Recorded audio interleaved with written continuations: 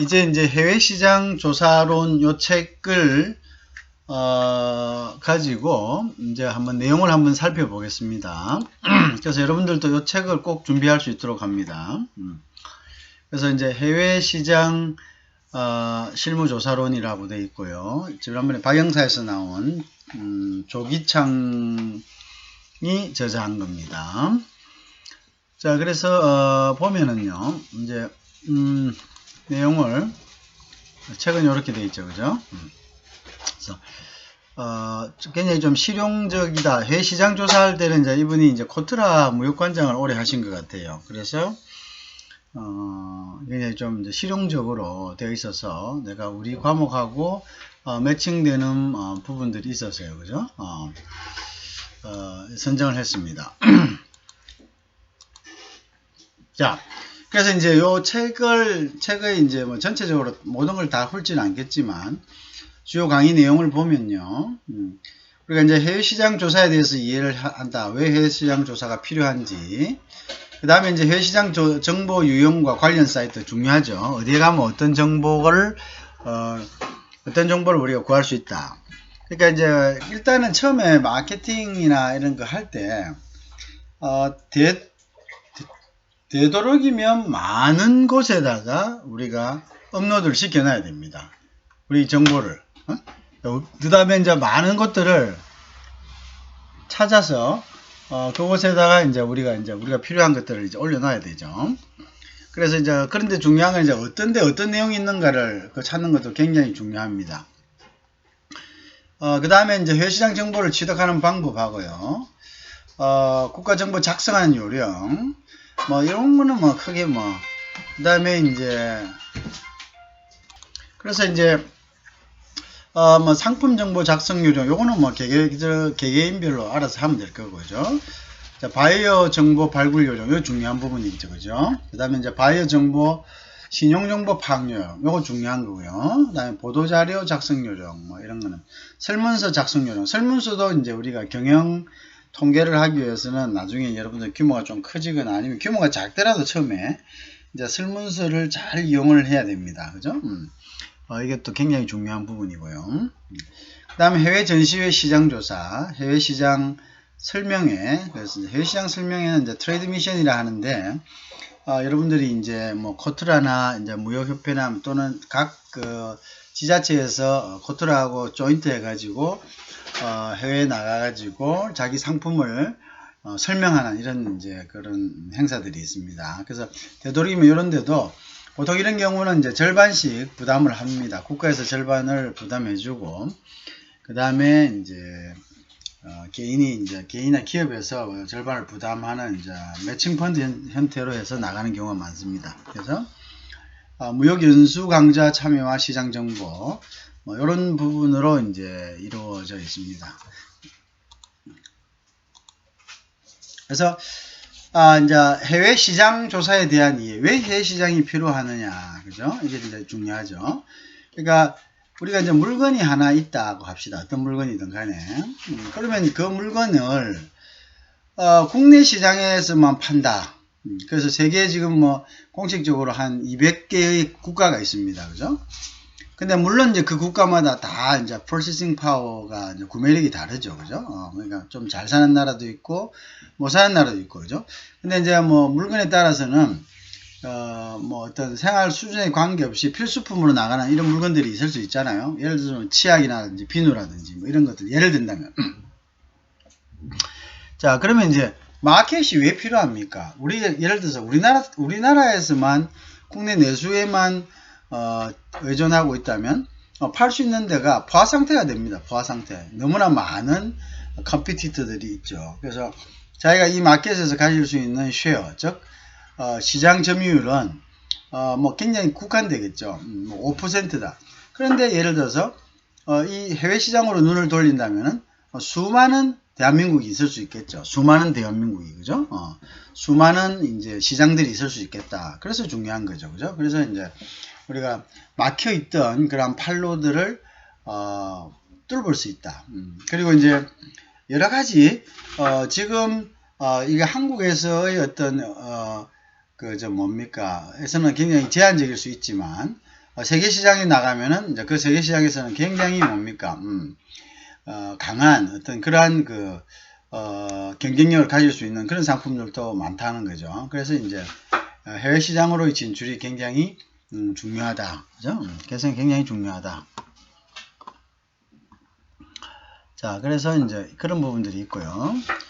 그래서 이제 해외 시장 조사란 것은 우리가 해외 시장에 무턱대고 나가느냐, 뭐 나가자, 우리가 여행을 한번 가도 그냥 나가자 이렇게 가서는 안 되죠. 여행을 한번 가더라도 계획을 잡아서 가야 되는 거죠. 그래서 그러한 계획들, 그런 계획들을 이제 잡아서 가야 되는데 해외 시장 조사도 마찬가지입니다. 해외에 어떤 방식으로 진출하든 간에 그 진출 방식에 가장 적합한 해외 시장을 갖다가 파악하는 것이 중요하겠죠. 그래서 우리가 이제 해외 시장 조사라는 것은 특정 시장 목표로 비즈니스를 수행하기 전에 관련 정보를 사전에 파악하는 거죠. 그래서 이제 이게 이제 진입이 가능하겠나 안 하겠나의 어떤 가능성을 먼저 파악이 되고요. 그 다음에 가능하다면 그 방법을 어떤 방법으로 진출하는 게 좋겠나 이런 것들을 이제 해서 실질적으로 우리가 진출했을 때의 어떤 오류를 최소화하는 거죠. 그리고 성과를 극대화하기 위한 사전 대비책이다 이렇게 볼 수가 있겠죠. 그래서 해외시장 조사는 당연하죠. 선택이 아닌 필수가 없죠. 우리가 뭐 무전여행을 간다. 뭐 그럴 때는 조금 뭐 그렇겠죠. 그래서 무전여행도 마찬가지죠. 플랜을 다 짜야죠. 내가 돈이 없는 상태에서 가니까 그죠? 그럼 어디로 가겠냐? 어디로 가면 어떤 일자리가 있고 이거 다 알아야 되잖아요. 무턱 가서 무슨 그거 가가지고 비비 돌면서 가다가 완전히 뭐 그래서 미화돼가지고 잘못되면 오히려 전혀 복구할 수 없는 상태가 되겠죠. 그래서 그럴 때도 적어도 어디에 가서 내가 기본적으로 어느 정도 비용을 갖고 있고 어디에 가서 어떤 일자리가 있을 거니까 그쪽에 갈 것이고 그래서 거기서 얼마 동안 일을 해서 어디로 또 옮길 것이고 이렇게 계획을 잡아야지. 에이 막 가서 보자. 막 가서 그냥 현지에서 닥치는 대로 일하면 되겠지. 내가 몸이 튼튼한데. 그렇지 않죠. 가면 그 일이 없을 수도 있고요. 그 다음에 그쪽에 이제 문화적인 이런 이제 환경이 우리하고 달라가지고 내가 이런 모습으로 갔다가는 뭐 일은 하기는 그냥 어디 가서 뭐 잘못하면 잡혀가지고 그냥 어떤 문제가 생길 수도 있고 뭐 이런 여러 가지가 있겠죠. 그래서 이제 자기가 어떤 무전여행을 간다 할지라도 이제 그런 치밀한 계획을 세워야 되는 거하고 마찬가지로 시장조사는 무전여행보다는 100배, 1000배 더 많은 위험이 부담되는 거죠. 그래서 그것은 필수다. 자, 그 다음에 이제 신시장을 개척할 수 있는 가능성을 타진하는 거죠. 신시장이 중요한 거죠. 우리 국내보다는 몇 배의 더 큰 규모가 있는 시장을 우리가 갈 수 있다. 자, 그래서 이제 가능성이 있는 것으로 전망된다면 보다 심도 깊은 시장 조사를 통해 적절한 현지 진출 방법을 모색한다. 그죠? 다양한 현지 마케팅 수단을 결정해야 한다.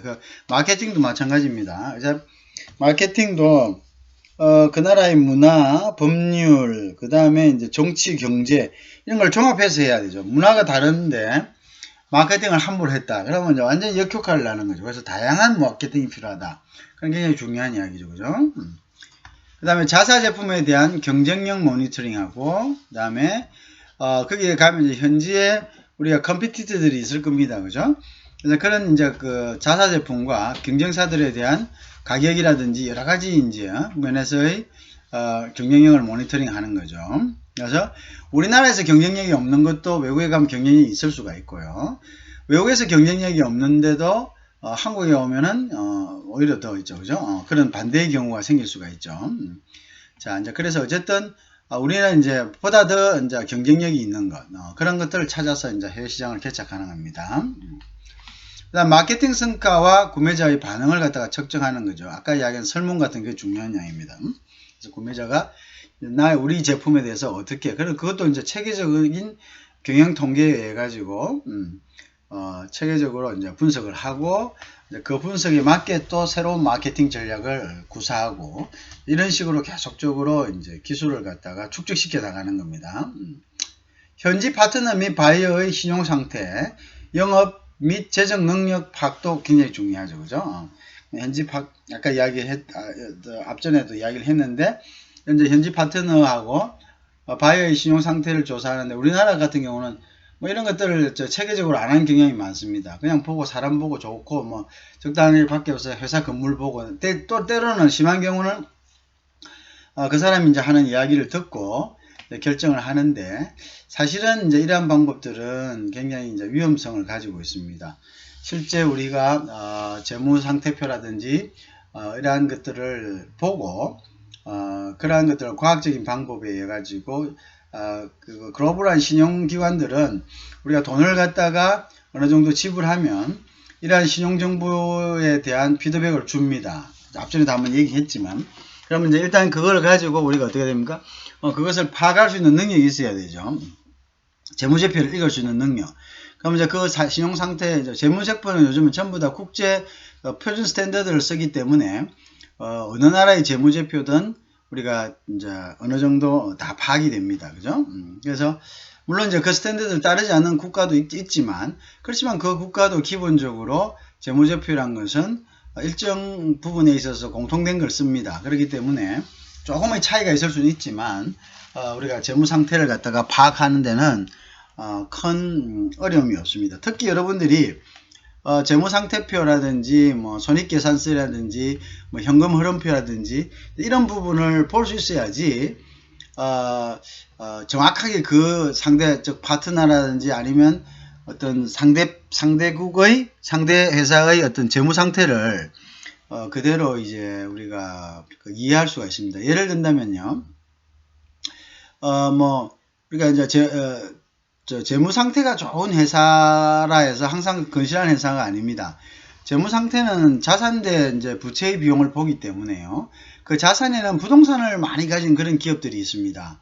이 부동산을 많이 가진 기업들은 실제적으로 영업에 의해서 이득을 내지 못하더라도 자산 상태는 건전하죠. 그러면 이런 회사들하고 파트너를 맺으면 사실은 상품을 판매하는 입장에서는 큰 도움을 받지 못합니다. 이득이 될 수가 없습니다. 왜냐하면 이제 이런 회사들이 보면은 이제 상품 이외의 어떤 영업 외의 이익이 많은 경우가 많습니다.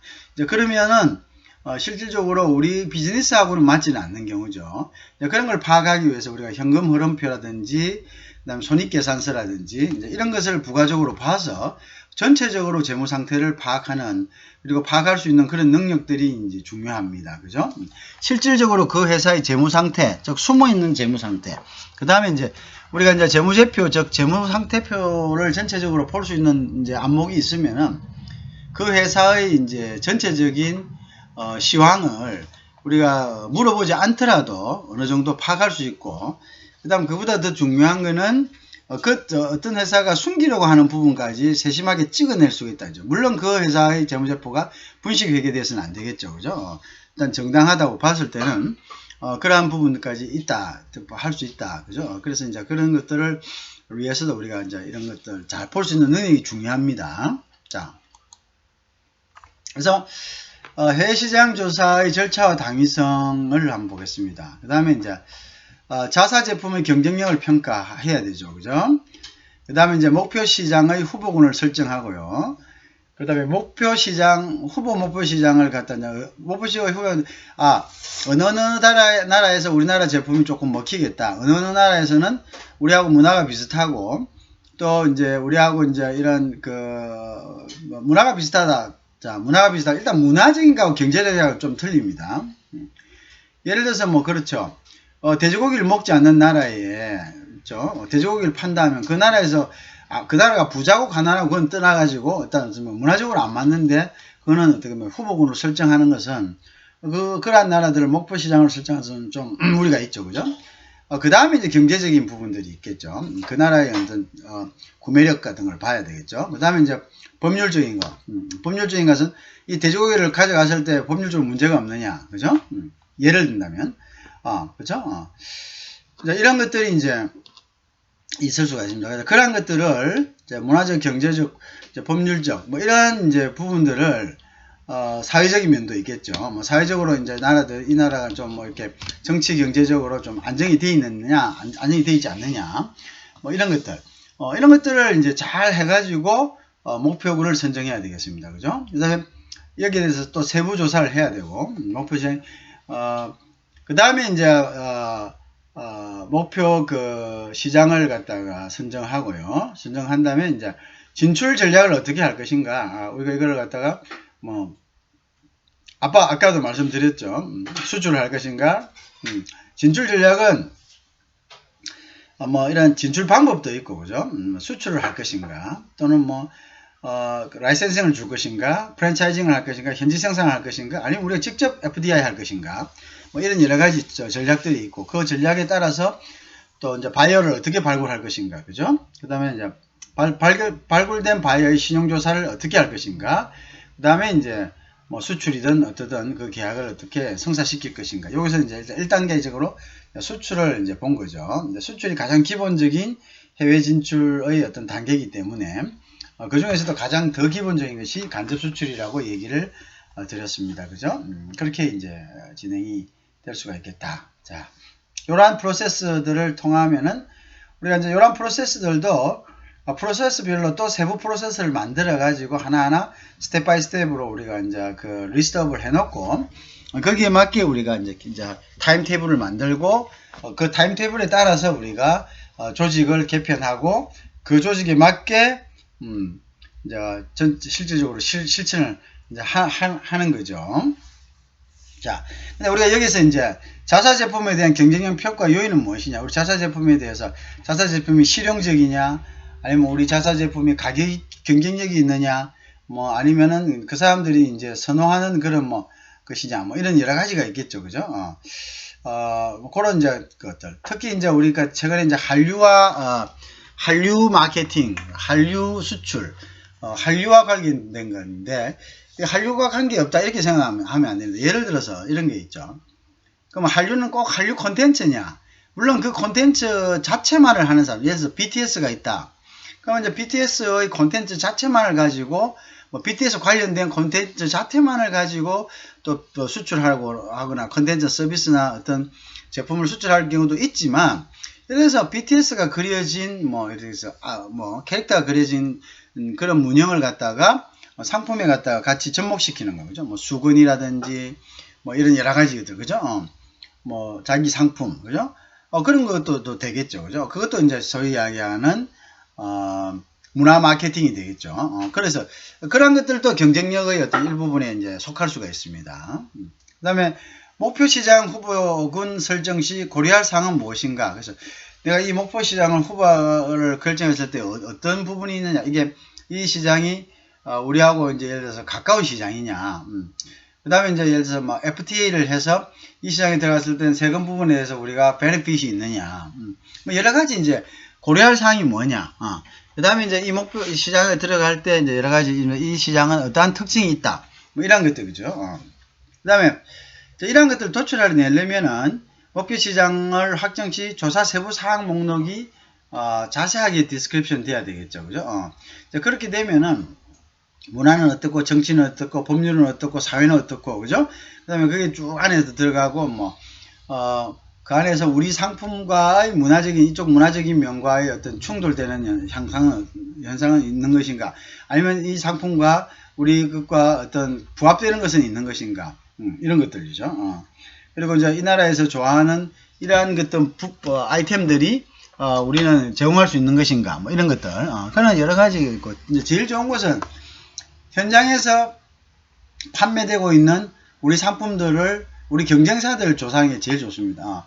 경쟁사들의 점유율은 어느 정도 되고, 이 경쟁사들의 가격은 어떻게 되고, 이 경쟁사들은 어떤 방법으로 유통을 시키고 있고, 이 경쟁사들의 제품을 그 나라 국민들이 좋아하는 이유는 뭐고, 그 다음에 이 경쟁사들의 어떤 지금의 상태는 어떻다. 뭐 많이 팔리더라도 뭐 다른 경쟁자가 없어서 많이 팔리는 경우가 있고, 아니면 이제 그 기호를 정확하게 맞춰주기 때문에 많이 팔리는 경우가 있고, 그죠? 여러 가지가 있을 수 있으니까 우리가 이제 거기에 맞게 우리가 이제 적절하게 이제 상황을 파악해야 되죠. 그리고 이제 그 파악된 그 상황에 맞게 전략을 수립하는 겁니다. 그래서 틈새 시장을 갖다가 전략을 할 것인가. 이런 우리 빅가이들이 있는데 여기서 보니까 이런 것들은 가격대들이고 전부 중형하면 대형이더라. 그럼 소형시장은 아직 형성이 안 됐다. 그러면 향후에 이 사람들 소득이 좀 높아지면 이거를 이제 소형시장도 증가할 수 있는 가능성이 높다. 그럼 소형시장에 대해서 한번 우리가 연구를 해보자. 뭐 이런 식이죠, 그죠? 뭐 그런 식으로 이제 세부 사항들을 갖다가 면밀하게 조사를 해야 된다. 그죠? 조사를 해야 된다. 그래서 후보시장 세부 조사가 있어야 된다. 그죠? 그 다음에 이제 이런 것들을 종합해서 최종 목표 시장을 갖다가 선정을 하는 것입니다. 여기는 이제 많은 조사들이 필요하고 실질적으로 이제 설문들을 통해서 그 현지 고객들의 어떤 취향이라든지 우리가 물건을 팔 수 있는 가격대라든지 뭐 이런 것들을 이제 세부적으로 이제 논의를 하는 거죠.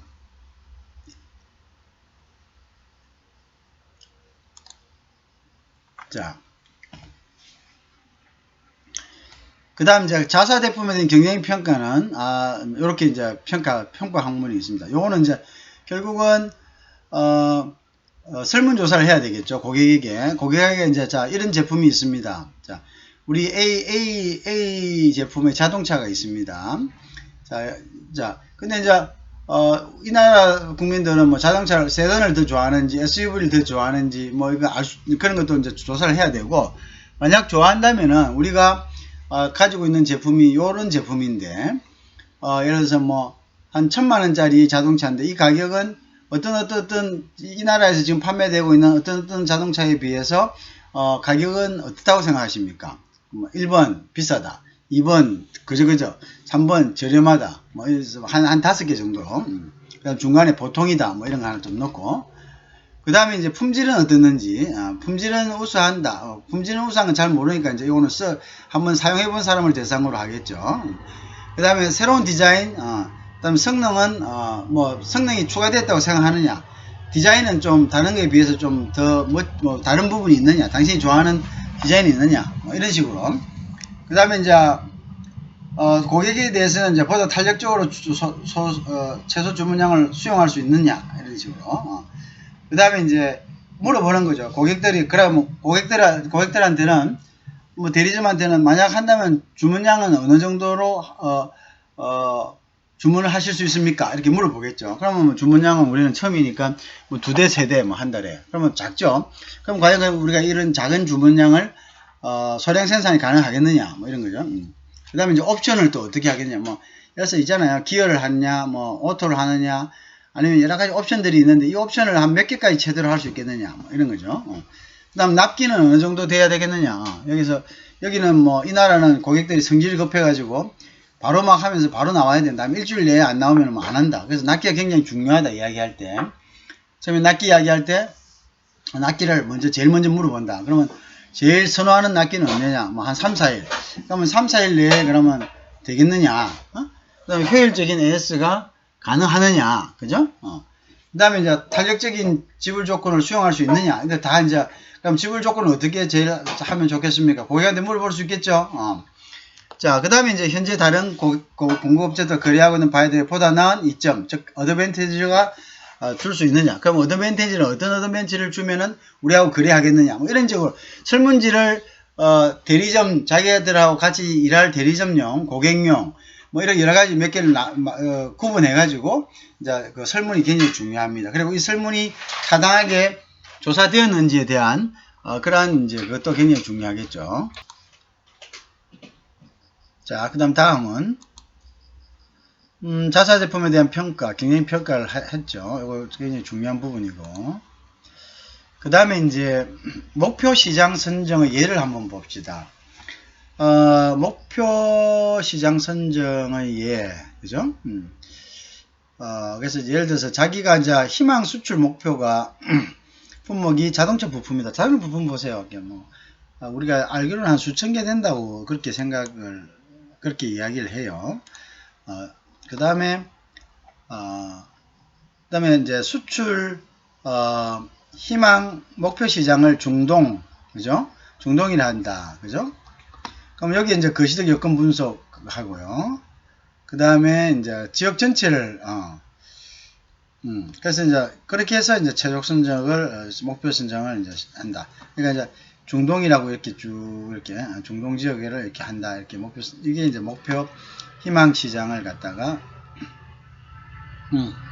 이야기하는 거죠. 그래서 이제 중동하고 북아프리카, 그죠? 북아프리카 지역을 갖다가 목표 선정 시장으로 바꿨다. 그래서 호복은 선정한다. 그죠? 자, 이제 뭐 이런 식으로 이제 우리가 자, 여기에 대한 아까 이야기한 아까 그런 이제 조사들이 있어야 되겠죠. 조사들이 이제 설문을 하든 뭐 여러 가지 이제 조사를 통해서 있어야 됩니다. 그죠? 자, 그래서 이제 목표 시장 후보군을 중동하고 북아프리카로 잡았을 때 예를 든다면 자연 지리적 조건, 그 다음에 정치 경제적 조건, 사회적 조건이 있겠죠. 이제 문화적 조건도 굉장히 중요하고요. 그 다음 지리 자연적 조건에서는 이제 우리가 이제 면적, 기후, 지형, 도시화의 정도, 그죠? 자연재해 및 빈도 같은 것, 인근 국가들이 어떻게 분포되어 있는지, 그죠? 인근 국가들이 예를 들어서 구매력이 큰 국가들이 있다. 이렇게 하면 이제 요 국가들을 이제 일종의 이제 거점 시장화 해가지고, 그죠?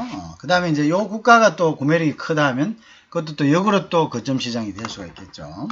그래 여러 가지 우리가 이제 나타날 수 있는 그런 전략들은 여러 가지가 있을 수 있습니다.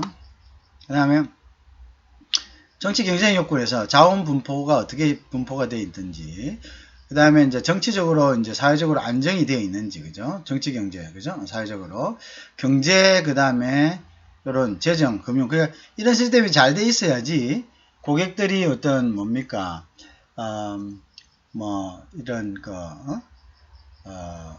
뭐 물품을 구입하는데 좀 편하겠죠. 뭐 신용카드를 이용하든지 아니면 뭐 여러 가지 이제 할부제도를 이용하든지 뭐 이렇게 하더라도 이런 금융 시스템이 잘 돼 있어야 되겠죠. 그죠? 그리고 그것이 이제 굉장히 안정적으로 돼 있어야 되겠죠. 그 다음에 이제 소득 수준이죠. 우리 제품을 살 수 있을 만큼의 소득이 되는가. 그죠?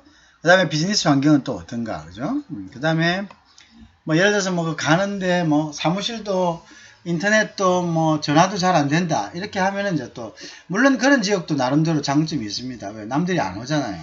남들이 안 오니까 다 장점이 있는 겁니다. 다 장단점이 다 있는데 어쨌든 이런 이제 비즈니스 환경에 대한 파악도 굉장히 중요한 부분이다라고 이제 생각이 되죠. 그죠?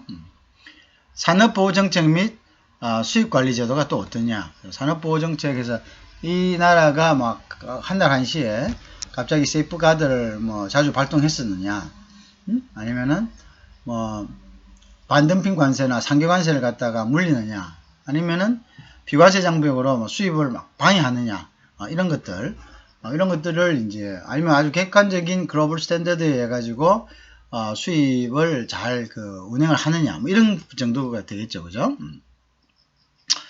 그 다음에 이제 수출입 실적입니다. 그래서 우리 제품에 대해서 그 나라 세관에 가면 다 나오죠. 우리 제품에 대해서 수입을 한 적이 있느냐, 그 다음에 수입을 했다면 얼마의 가격으로 수입이 되었느냐, 그 다음에 이제 그 양도 굉장히 중요하죠. 왜냐면 양은 그 나라의 소비력을 이야기하니까요.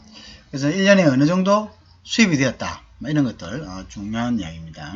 그 다음에 주변국들로의 진입, 아까 그런 거죠. 인접국들, 아까 여기 지리적, 지형적.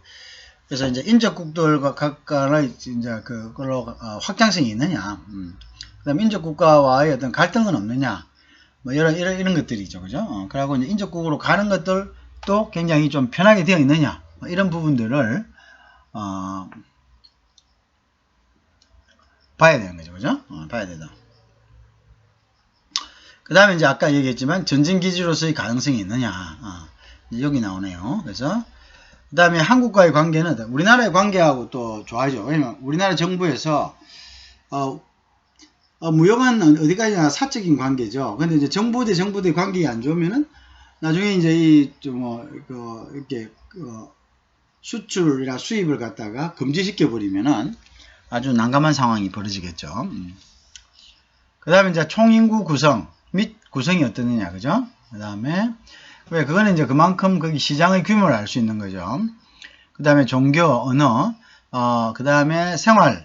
종교가 또 영 다르면은, 그죠? 그거는 또, 일단, 여러 가지 이제, 굉장히 배타적이라든가, 아니면 그 종교에 대해서 막 그냥 좀, 이렇게 좀 강제적으로, 믿음을 강요한다든지, 뭐 이래 되면은, 거기 이제 가서, 우리 쪽의 사람들이 가서 일하기가 굉장히 불편해지겠죠. 그 다음에 이제 여가의 발달 정도도 제품에 영향을 미치죠. 이것이 이제 여가와 관계된 제품이라면 여가의 발달 정도도 영향을 미치겠죠. 관광산업도 마찬가지죠. 그 다음에 이제 사회적으로 이제 민족성이 어떠냐, 이것도 중요합니다. 민족성이 정직하냐, 뭐 이런 것도 중요하고, 소비 습관도 어떠냐. 그래서 이 사람들 소비를 뭐 아끼나, 소비를 많이 한다든지, 아니면 뭐 그런 것들이 있습니다. 그죠? 상습관도 마찬가지고, 상습관에 적응해서 마케팅을 하고, 그 다음에 이제 뭐 여러 가지 이제 그 지불 조건이라든지 이런 것들을 결정합니다. 시장 특성도 그렇고요. 시장이 예를 들어서 뭐 일본과 같이 굉장히 이제 유통 체인이 중개업자들이 굉장히 이제 큰 역할을 하느냐, 아니면 그냥 바로 직거래를 하는 것이냐, 뭐 이런 것들도 굉장히 이제 중요한 변수가 될 수가 있겠습니다. 그죠? 그래서 이러한 것들을 총체적으로 종합해가지고 목표 시장 후보군 선정 시 꼭 확인이 돼야 된다. 그죠? 꼭 확인이 돼야 된다. 그래서 우리가 이런 걸 하려면 이제 이렇게 체크리스트를 쫙 만드는 거죠. 그죠? 만들어 이 항목을 하나하나를 전부 다 항목별로 나누어 가지고 이제 이게 또 분담해 가지고 그죠? 할 수 있고, 요즘은 또 현지에 가는 것은 최종적으로 확인하고, 그죠? 인터넷이 잘 돼 있잖아요. 그래서 이제 인터넷으로 이제 웬만한 좀 공식적인 사이트에 가가지고, 옛날에는 이런 걸 한다는 건 거의 뭐 전문적으로 이쪽에 네트워크가 없는 사람들을 제외하고는 거의 힘들었죠. 거의 뭐 교과서적에도 잘 안 나오는. 그러면 이제 뭐 이렇게 자기가 이제 비즈니스를 하면서 현지에 가서 현지에서 직접 이제 뭐 이렇게 체험한 걸 갖다가 보관해서 정보로 가지고 있는 거. 그러니까 이제 그 정보도 굉장히 제한적이고, 그죠? 또 다른 사람에게 정보가 전달되면서 정보가 왜곡될 수도 있고, 뭐 이런 시대에도 모두들 다 이제 노력을 해서 비즈니스를 했었습니다. 그러나 지금까지 좋은 이제 정보의 어떤 흐름이 좋은 상황에서는 굉장히 좀 편하게 할 수가 있다는 이런 장점이 있습니다. 그죠? 자, 그러면 이제 최종 목표 선정 시 그 목표들을 가지고 이제 다시 이제 한번 아까 앞에 있었던 그런 항목들에서 세부 항목들이 되겠습니다. 이 부분들은 이러한 세부 항목들을 가지고 어떻게 하느냐, 이러한 세부 항목들을 가지고 최종적으로 이제 자기에게 가장 중요하다고 생각되는 항목들을 빼내는 거죠. 빼내서 이것을 가지고 의사결정을 하는 겁니다. 그래서 이제 시장 수요 같은 데는 어떻게 합니까? 자, 취급 상품의 수급 현황. 자, 우리 상품이 얼마만큼 수입되고 있고, 또 자국에서 얼마만큼 생산되고 있고, 또 이것이 얼마만큼 소비되고 있다라는 게 정확하게 굉장히 중요하죠. 왜? 이게 모자라면 자기들이 가격을 높이 받을 수도 있고, 그죠? 진출이 쉽고, 많이 있으면 뭡니까? 시장이 포화 상태니까 진입 자체를 생각해 봐야 되고, 가격도 경쟁력 있는 가격을 제공을 해야 되죠. 그죠? 그런 것들이 당연하겠죠. 그 다음에 자체 생산 및 국가별 수입 규모, 이것도 알아야 되죠. 그죠? 그 나라 자체에서 생산하는 거, 그 나라에서 국가별로 또 어느 나라에서 많이 가져오더라. 그죠? 왜냐면 그게 왜 중요하면 어떤 나라는 공급은 많이 하되 한순간에 뭐냐면 공급이 막혀버릴 그런 나라들이 많거든요. 예를 들어서 뭐 이란이나 이라크 같은 나라 항상 뭐 이런 갈등과 전시와 어떤 유엔의 제재를 받고 있으니까, 자, 이런 나라들로부터 수입을 한다라고 생각하면 뭐 이거 기회를 잡을 수도 있는 거죠. 뭐 이런 나라들이 수출길이 막혀버리면은 그럼 뭐 수입은 해야 되는 입장이고, 그런 이제 하나의 어떤 문제들에 이제 돌출되겠죠, 그죠? 자, 그 다음에 이제 그런 부분들이 있고요. 그 다음 시장이 이제 완전 경쟁이냐, 독점이냐, 과점이냐, 독점과 과점이냐, 뭐 이런 것들, 그죠? 완전 경쟁이면 자유롭게 이제 완전 누구든지 가서 할 만한 것이고, 독점이라는 것은 이제 한쪽에 이제 까지 딱 잡고 있는 거죠. 거의 뭐, 점유하고 있다시피. 이제 보통 이제 법으로서 독점되는 경우가 있고, 아니면 시장의 어떤 그 상황에서 이제 독점화되어 버린 경우 있고, 이제, 과점은 독점은 아니지만 많은 부분을 한두 업체가 점유하고 있는 걸 가고, 이제 독점적 과점이라는 것은 이제 이게 독점하고 있지만, 그러니까 법으로 뭔가를 이제 규제되어 있다는 거죠. 그래서 이제 규제되어 있는데 그러한 규제되어 있는 것들 규제되어 있기 때문에 많은 기업들이 없고 소수의 기업들이 있는데 이 기업들이 그 시장의 대부분을 점유하고 있다, 이런 뜻이 되겠습니다. 그죠? 그 다음에 이제 시장은 이제 단계에서 자기 제품에 대한 거죠. 이 자기 제품이 이제 그니까 Product Life Cycle, 그 PLC, 그니까 이제 그 제품 주기 이론에 따라서 이게 이제 지금 성장 시장이냐, 성숙 시장이냐, 그죠? 그 다음에 이제 쇠퇴 시장이냐, 이걸 이제 그죠? 분류하는 거죠. 그래서 그 전략에 맞게 이게 들어갈 것인지, 이제 진입의 시기를 우리가 저울질해야 되죠. 그래서 진입의 시기도 보통 보면 이제 빠른 것, 즉 프로덕트 라이프 사이클이 주기가 빠른 것들이 있고 또 주기가 느린 것들이 있습니다. 그죠? 그래서 빠른 것들은 한 6개월 안에 이 사이클이 확 이제 돌아가는 경우도 있지요. 그죠? 그러니까 이제 그런 텀들을 잘 보고 언제 진입할 거냐, 이런 것들을 이제 결정하는데 이용된다고 그렇게 보면 되겠습니다. 자, 시장 수요는 이제 이렇게 되고요. 그 다음에 이제 소비자 조사가 있습니다. 자, 소비자 조사는 주요 수요층이 어떠냐, 연령, 직업, 그 다음에 소득별로, 그죠? 자기의 제품들의 어떤, 스스로 조사해 놓은, 그러한, 연령대가 있을 겁니다. 그래서 소비층이 있을 겁니다. 이 소비층이 진출하고자 하는 나라에, 어떻게 형성되어 있는가를 보면 되겠죠. 그 다음에, 구매 동기, 그 다음에 왜 구매를 하는지, 그 다음에 구매 장소, 구매 방법, 구매 시기, 그죠? 그럼 구매 장소도 중요하죠. 백화점에서 할 건지, 편의점에서 할 건지, 이런 여러 가지가 있겠죠. 양판점에서 할 건지, 양판점은 대량적으로 그냥, 이렇게 요즘 이야기는 이마스 트레이더스 같은데 막 쌓아놓고 양으로도 판매하는 데죠. 소매가 아니라 막 여러 가지 묶음으로. 그래서 거기는 이제 소위 이야기하는 이제 식당을 하는 사람들인지 또 다른 비즈니스를 하는 사람들을 위해서 제공하는 것이죠. 최종 소비자라기보다는. 이제 그런 이제 어디냐. 그러면 이제 거기에 따라서 이제 어디로 진출할 것인가, 어디를 타겟을 해서 자기 고객을 만들 것인가, 최종 소비자를 할 것인가, 아니면 중개인을 할 것인가, 도매상을 할 것인가, 이런 식으로 결정할 수 있겠죠. 그 다음에 이제 소비자가 구입할 때 우선 고려 순위가 어떤 물건을 구입할 때 제일 먼저 생각하는 게 뭐냐? 가격인지, 품질인지, 색상인지, 이런 게 있을 거 아닙니까? 이런 부분들도 이제 반드시 참고해 둬야 되겠죠. 그 다음에 선호하는 제품 및 브랜드가 있으면은, 어떤 제품, 그 다음에 그 제품, 어떤 브랜드, 그 브랜드 중에서도 어떤 제품, 우리가 에어컨도 있잖아요. 시스템 에어컨이 있고, 그죠? 벽걸이형이 있고, 근데 어떤 걸 더 선호하느냐, 이거죠. 같은 제품이지만. 그 다음에 브랜드는 어떤 걸 더 좋아하느냐, 그죠? 그러면 이제, 그것도 중요한 정보 중에 하나죠. 그 다음에 한국 또는, 한국 제품에 대한 인지도. 자, 한국, 괜찮냐, 괜찮다. 어느 정도 보느냐, 상중하 중에, 그죠? 이런 게. 그죠?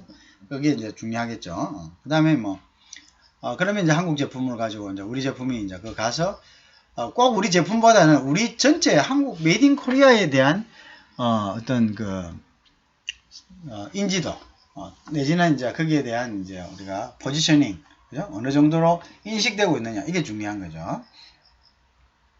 그 다음에 경쟁사를 또 조사해야 됩니다. 이럴 때는 경쟁사별 시장 점유율이 어떠냐, 마켓시어가 거의 그냥 완전 경쟁이냐, 아니면 독점이냐, 과점이냐, 경쟁사별 제품의 특성은 어떠냐, 이거 중요하겠죠. 우리 회사 제품하고 비교했을 때. 그 다음에 경쟁사별 마케팅 차별 정책.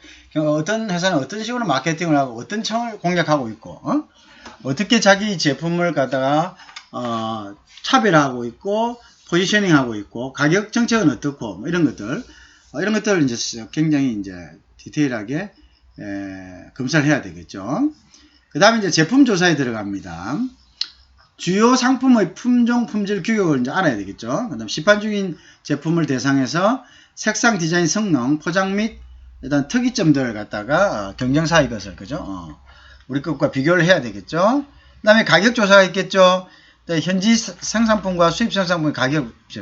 보통 우리가 수입을 한다는 이야기는 우리가 보통 수입을 하면은 수입 제품은 현지 제품보다 가격이 쌉니다. 왜냐하면 싸기 때문에 시장이 되고 싸기 때문에 수요가 창출하기 때문에 우리가 수출할 수 있는 거거든요. 수입한다는 이야기는 결국 우리가 어떤 나라가 어떤 제품을 수입한다는 것은 그 수입품의 가격이 대부분의 경우 현지 자국의 제품보다 낮게 마련입니다. 그래야지 이제 수입의 의미가 있거든요. 그래서 경쟁력을 갖고 이제 그렇게 돼야지 그 나라 국민들도 수입으로 인한 이제 편익이 생기는 거죠. 그죠? 수입으로 인한 이득이 생기는 거죠. 자, 그 다음에 이제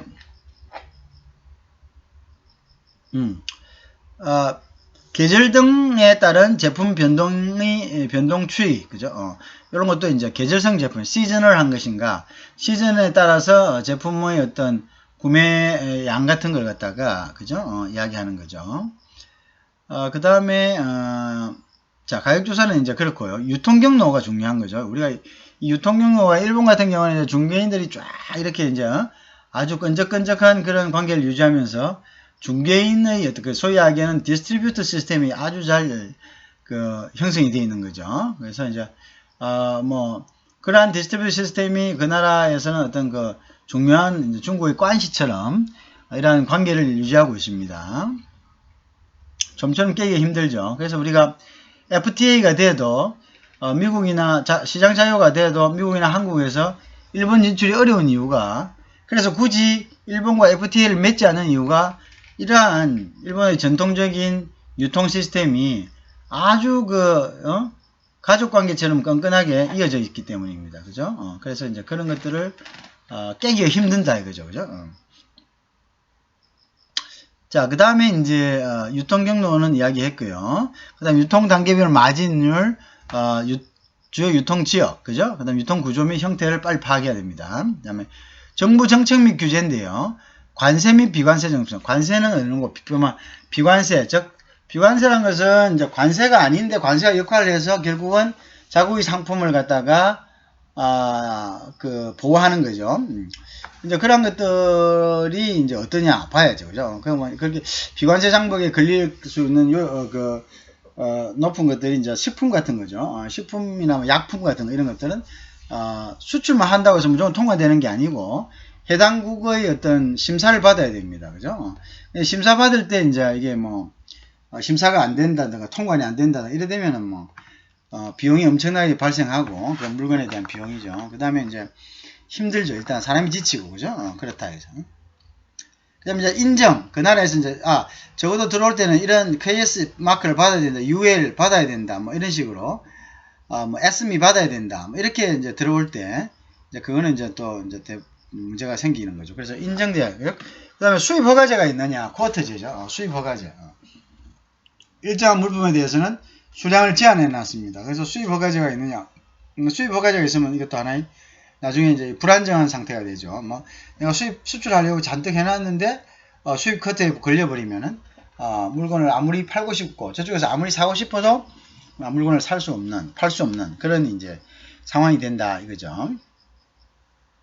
그래서 이제 또 이제 진출했을 때는 마케팅 선전을 어떻게 할 것인가, 그죠? 현지 광고 판촉, 홍보 방안, 그죠?